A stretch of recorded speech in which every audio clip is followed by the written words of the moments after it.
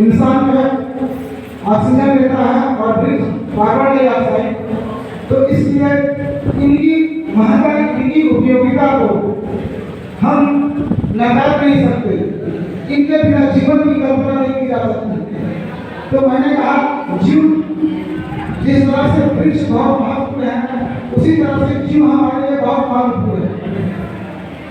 समस्त जीव जंतुओं का होना भी जरूरी है यहाँ पर, तभी हमारे जो सिस्टम है, हमारी जो प्राकृतिक पर्यावरण की जो व्यवस्था है वो सही तरीके से आगे बढ़ेगी, संचालित होगी। क्योंकि जिस विषैले सर्प के दंश से हर किसी को सिगरेट होता है, उसके नाम से ही जिस विषैले सर्प को लोग देखते ही मार देते हैं, उस सर्प का जहर भी एंटी इंजेक्शन बनाने का काम आता है। जो सर्प काटने में सर्प के विष को निकालने के लिए सर्प का जहर ही काम आता है। तो अंदाजा लगा सकते हैं प्रकृति में जीव जंतु, कीड़े मकोड़े, यहाँ तक कि सर्प भी कितना जरूरी है। नालियों में जहरीली गैसों को सर्प पीते हैं। वातावरण में जहरीली गैसों को कम करने में सर्पों की सांपों की बहुत भूमिका है। तो मैंने वृक्षों के बारे में बताई, जीवों के बारे में मैंने बताया, कीड़े मकोड़ों की हत्या हो सकता है। उसी प्रकार वनस्पतियों का भी होना बहुत जरूरी है, क्योंकि वनस्पति न सिर्फ धरातल की ऊपरी परत को जकड़ कर रखते हैं, जिससे मिट्टी का क्षरण, उसका कटाव, भौगोलिक भाषा में कहें तो अपरक्षण, अपरदन, परिवहन और विक्षेपण, इन चीजों को रोकने में वनस्पतियों का बहुत महत्वपूर्ण योगदान है। भूस्खलन को रोकने में जब कहीं नए नए बांध बनाए गए होते हैं तो उसके ढलान साइड में जो है घास बो दिया जाता है, क्योंकि उनको पकड़ कर रखते हैं। तो मैंने इन तीनों की भूमिका आप लोगों को मैंने बताने की कोशिश की।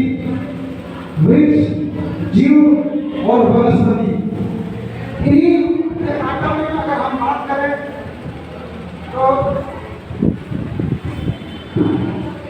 हमारे विश्व के सामाजिक व्यवस्था के प्रथम गुरु, सामाजिक व्यवस्था को पूरी तरह से व्यवस्थित करने वाले,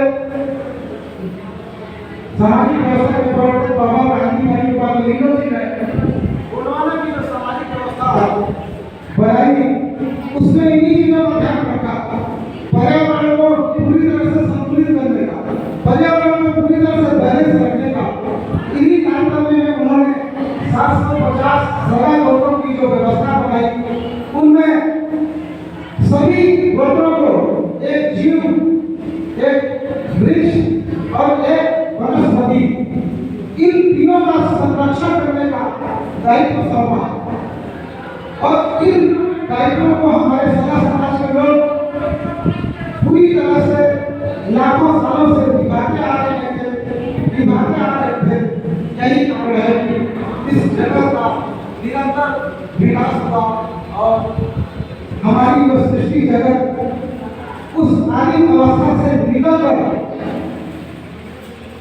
आज जो है विज्ञान और टेक्नोलॉजी के समय में प्रवेश की युग में पहुंची।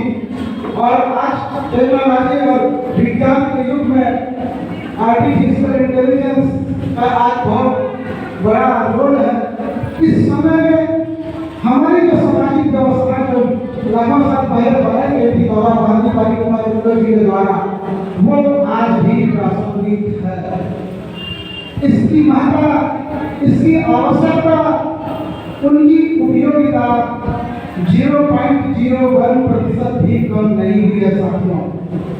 यह है सामाजिक व्यवस्था की जो हमारी व्यवस्था बाबा गांधी जी ने जो बनाई, इससे लाखों साल तक इस तरह की परिस्थितियां पैदा नहीं हुई कि आज केवल पर्यावरण संतुलन बिगड़े और इससे जो है सामाजिक व्यवस्था को या मानव सभ्यता को खतरे के निशान के ऊपर जाने की जरूरत पड़ेगा। तो मैंने कहा उन्होंने 24 घंटे धरती का भ्रमण कर जिस तरह से साइंटिफिक वैज्ञानिक तरीके से उन्होंने जो व्यवस्था बनाई, उस व्यवस्था से लोग शासित हुए, तो सारी चीजें प्रकृति के समान अंदर चलती थी। अगर प्रकृति के विरुद्ध अगर कोई कार्य करते हैं तो प्रकृति उसे किसी न किसी रूप में बैलेंस करती है, चाहे आकार के रूप में, चाहे महामारी के रूप में, चाहे भूकंप के रूप में। जैसा कहा जाता है कि सामान्य रूप से कि ऊपर वाला सब देखता है, तो ऊपर वाला कोई और नहीं, ऊपर वाला प्रकृति ही है, वो किसी न किसी रूप में बैलेंस करता है। जब हम साइकिल भी चलाते हैं उसमें बैलेंस ना हो तो गिर सकते हैं, तो प्रकृति का बैलेंस होना कितना आवश्यक है साथियों। इन्हीं चीजों को, इन्हीं जरूरत को समझते हुए संयुक्त राष्ट्र संघ ने हमारी सामाजिक व्यवस्था का बहुत ही गहनता के साथ अध्ययन किया, रिसर्च किया। गहरे रिसर्च के बाद उसने पाया कि ग्लोबल वार्मिंग की समस्या को कोई और नहीं बचा सकता, इस दुनिया को कोई और नहीं बचा सकता। अगर कोई बचा सकता है तो अंतर्राष्ट्रीय मूल निवासी जो लोग हैं, जो देशज लोग हम लोग हैं,